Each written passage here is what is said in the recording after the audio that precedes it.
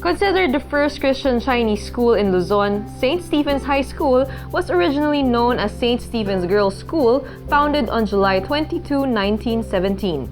It was also an exclusive school for girls before, which was popular as Sheng Kong Hui in the Chinese community. 98 years ago, the priest in charge of St. Stephen's, the Reverend Studley, he's an American missionary and from the American Episcopal Mission of U.S. He was the priest in charge of St. Stephen's Church. At that time, there were only 19 girls, and it started as a Chinese, as a girls' school. Describe the transition from being an all-girls school to co-ed. Was there a demand? What made you decide to change into that format? I think at that time, most of the schools were closed. So the boys didn't have schools to go to. That's why their sisters bring them over. Because of the war? Yes, after the war. After the war. In those 98 long years, what would you say would be your most important milestones as well as the alumni that you're proudest of? I think in 1987, we were the first Chinese-Filipino school to have accreditation. We underwent accreditation. And right now, actually, we were accredited level 3. And also, some years ago, we had an alumnus who was the recipient of the PK's Award. That is the Presidential Early Career Award for Scientists and Engineers by President Obama. So I think he brought honor not only to the school, but also to the Philippines. What kind of students do you want to mold as they graduate from St. Stephen? People always say that the Stephenan education is a well-rounded one, and we impart life skills. So it's not just getting 100 in the test, but being able to cope with life situations, the challenges in life. We always tell them that we hope you'll become better parents than your own parents. So they'll be good parents in the future, and they will be productive. So they will contribute to the society and to the world. Future developments po for the school, any future plans to renovate or add buildings or do something with the curriculum? Right now, we have tied up with British Cambridge Institute for the grade 11 curriculum, and we would want to have more linkages, like with Brent International School and with Chinese schools in China. And summer, we would like to have a workshop in acting, singing, dancing in Chinese. Life in skills. Chinese, yes, and in Life Chinese. skills, as you've said. And we want to make Chinese as functional. So this year we have educational reforms for Chinese too. We make it very functional so that they would be interested to learn Chinese. So good luck in your 100 years. Thank and you. More years to come for the school. Thank you, and we invite you to join us in our 100th year.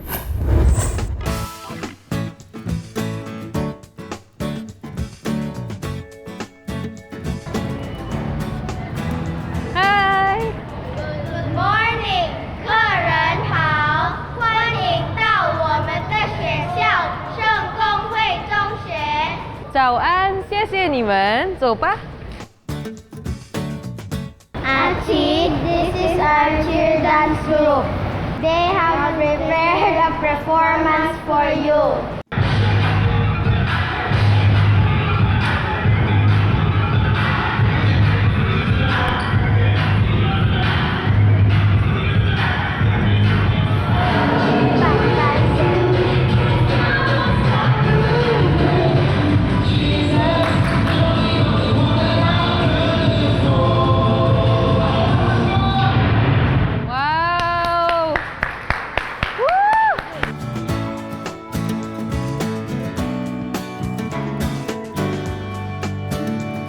Hi Gretchen, welcome to St. Stephen's High School. To start our tour, this is our preschool AV room.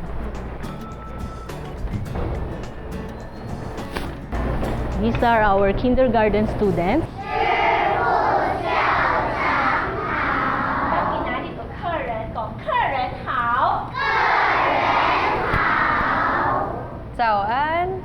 May I ask, what events or activities do you hold in this area? They hold their special events here, and then when they have their contests, their videos, and when they have their storytelling contest, and the Bible class.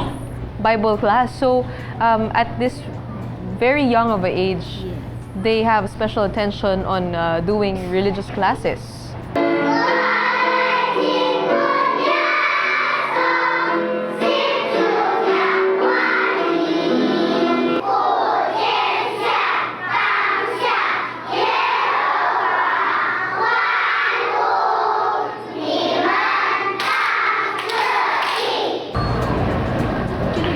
Most of our facilities were donated by our alumni. I'll introduce you Mr. Mario C., the president of the St. Stephen's High School Alumni Association. Hello, sir. Hello. Nice to meet you. Can you also tell us about the support of the alumni, being the president of the Association of Alumni of St. Stephen?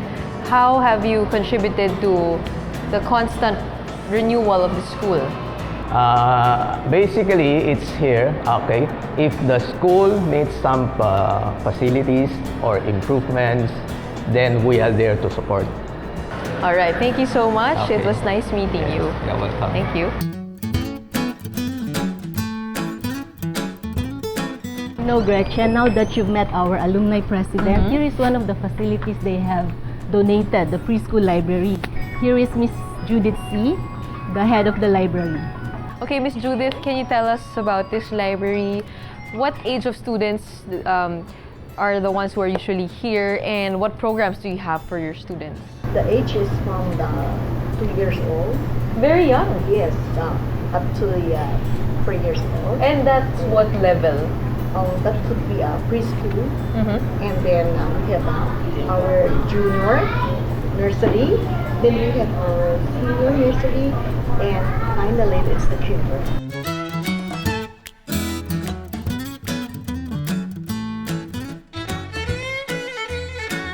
Hi, Gretchen. This is one of the special class that we have, the PMC violin class, What do you mean by PMC? practical music course. So, do all students have to learn an instrument? Only those who are interested to learn a music instrument can enroll. So they prepared a special number for you.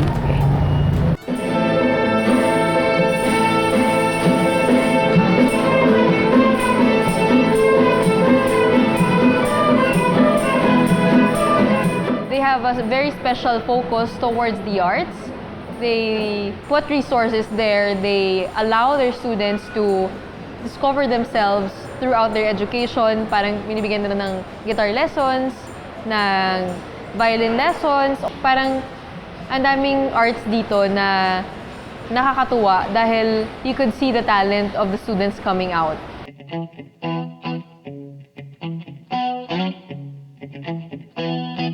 Gretchen, this is our newly renovated auditorium. This was also donated by our alumni. It's actually very, very beautiful. It looks like it can be a cinema.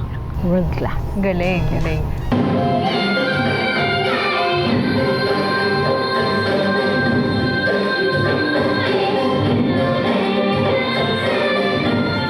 Have you held any major events here? Yes, we have Mr. Jose Marichan Wow. and his whole family. He had a concert here. Yes.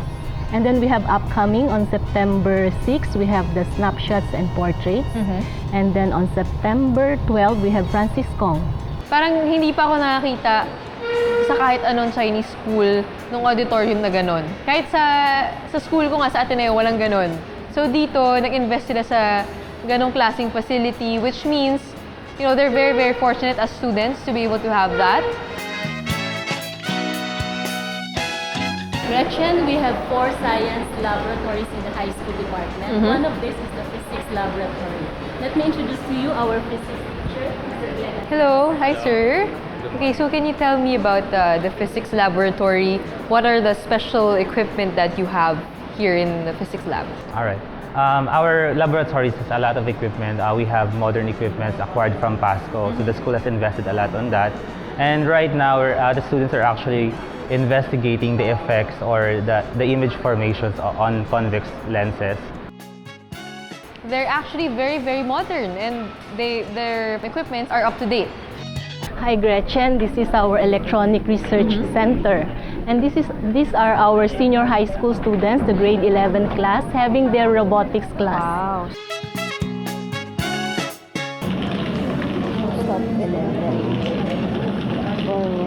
So first of all, can you tell me about the robotics program of St. Stephen? The robotic program of St. Stephen started last year with a few group of students.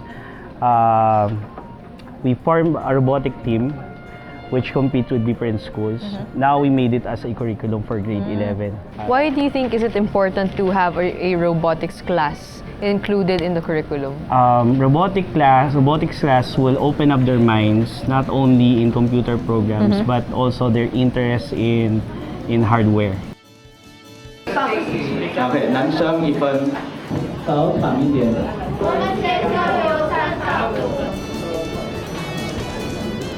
To be honest, when I entered the school, I thought it was the same as other schools.